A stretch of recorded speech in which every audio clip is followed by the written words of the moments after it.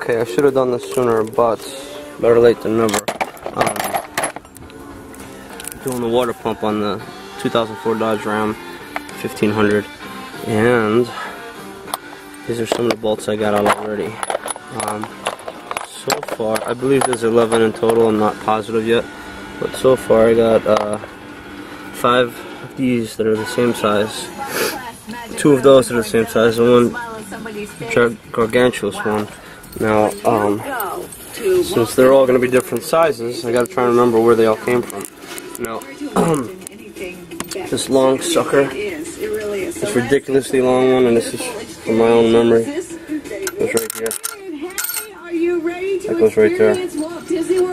And the short ones, one of them goes underneath this pulley somewhere, and the other one is over on this side somewhere, maybe right here. I'm not positive, but it's in this area. And hopefully I won't find any other bizarre sizes. But this is the world's freaking largest water pump. You're blocking 2 left lanes, that's been cleared. Okay, I just pulled out this one, which is just as long as the one I pulled out from here. The ridiculously long ones. So now I have 2 ridiculously long ones that are the same size. So I'll put that there. And I'll move on and try to find the rest of them. One place to be. Home. Also need to make a note before I pull off the other hose. The location. Okay, see they run like this, these 2 hoses. The outer one naturally goes here on the outer tube. And the inner one goes here on the inside. So I am gonna disconnect that clamp too. And I think I have 2 more bolts to go. I think maybe this, I don't know if you can see it, it's too sunny, but maybe this one, and I'll find the next one. No, I don't know what to do. I don't know. This is the inside of my my water pump for the 2004 Dodge Ram. I expected to see a busted impeller, and guess what? I don't have a busted impeller. All of the, that's just the manufacturer right there. That's not like cracked or anything. But all of the teeth are fine. See, it's like, that's the manufacturer right there. That's not broken. But it spins freely. There's a little bit of noise if you hold it to your ear and spin it. This is the only sign. These are the only signs of any wear right here.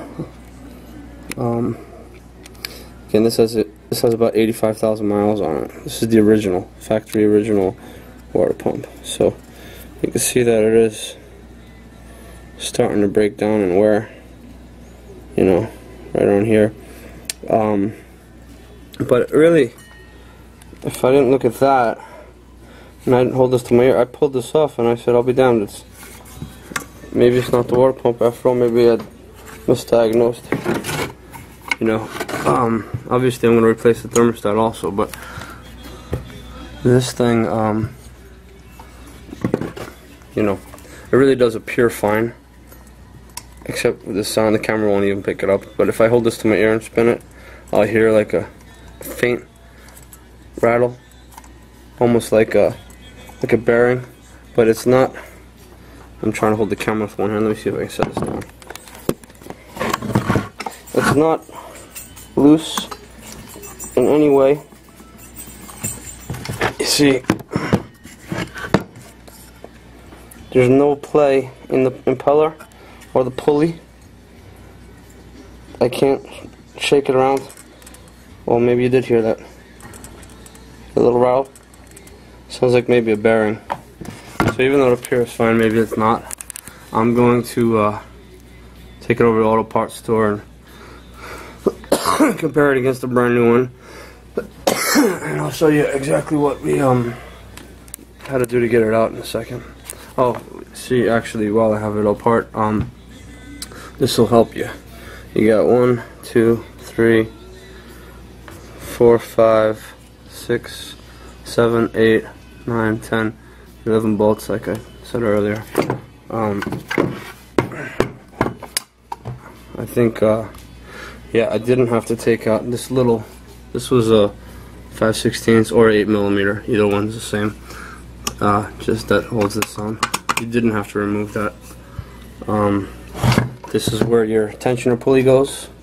So I take the pulley off and I put the bolt back just so I don't lose it. This didn't need to come out. This was the, you know, just a brace.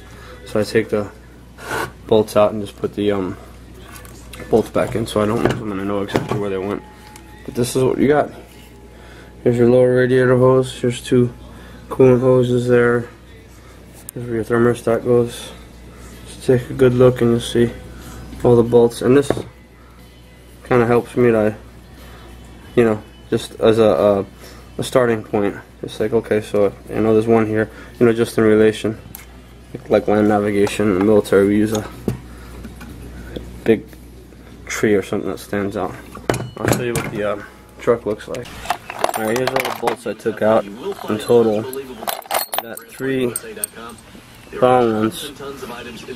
One of them has the nut on the end because that becomes a, it actually becomes a, you know, for the mounting bracket. So you got 3 there, 4, 5, 6, 7, 8, 9, 10, 11, and here's that little 8mm. And inside, you know, obviously we took out the radiator fan, the fan shroud, coolant reservoir, the belt, the tensioner pulley is on the water pump, so we had to remove that. We removed the radiator hose, and I left the, you know, I left the thermostat housing on. There's no need to take that off. I also had to remove another. This pulley was around here somewhere. Look at the, if you look at the housing, you'll figure that one out. Here's the tensioner.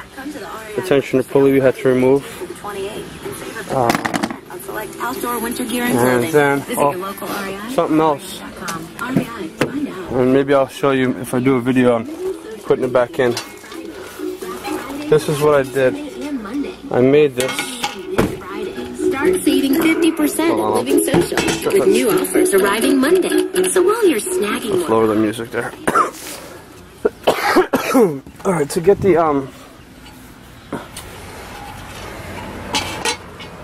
I don't have a fan removal tool, right? So you got your radiator fan obviously over here, and it comes straight from the center of the water pump through. So what you gotta do is you have to find a way to undo that bolt that, you know, for that pulley for the main water pump, and when you turn it, it also turns the pulley, so you need to not turn the pulley. So a lot of people take the belt off right away. I left the belt because it gives me a little bit of help. And I took a piece of paper and I lined it up with the holes on the pulley, and then I lined it up with a little piece of angle. And this camera's up. There they are. I dotted those, and I drilled some holes, threw a few bolts in it, and I just put that in the pulley like that, and held that with one arm, so I got plenty of leverage. And then the other arm I just gave a twist with the wrench, and worked like clockwork. Took all of a second, and everybody complains the hardest part is getting the fan off. This took like a second. So if you got a big piece of metal, you might even be able to do it with a 2x4 or something, but just drill the holes in the right spots, throw a couple bolts in there, line up with the pulley, and you're in business. But, anyway, I'm not certain that the water pump was a problem after all this nonsense, but hopefully it was. Well, I take that back. Hopefully it wasn't, because then I save $100. But what happened was the I pulled the thermostat out because I thought the thermostat was bad. So I pulled the thermostat out and I left it out, and but then I had coolant everywhere. The truck was still overheating. So I assume next step is the water pump. But it is possible, I guess.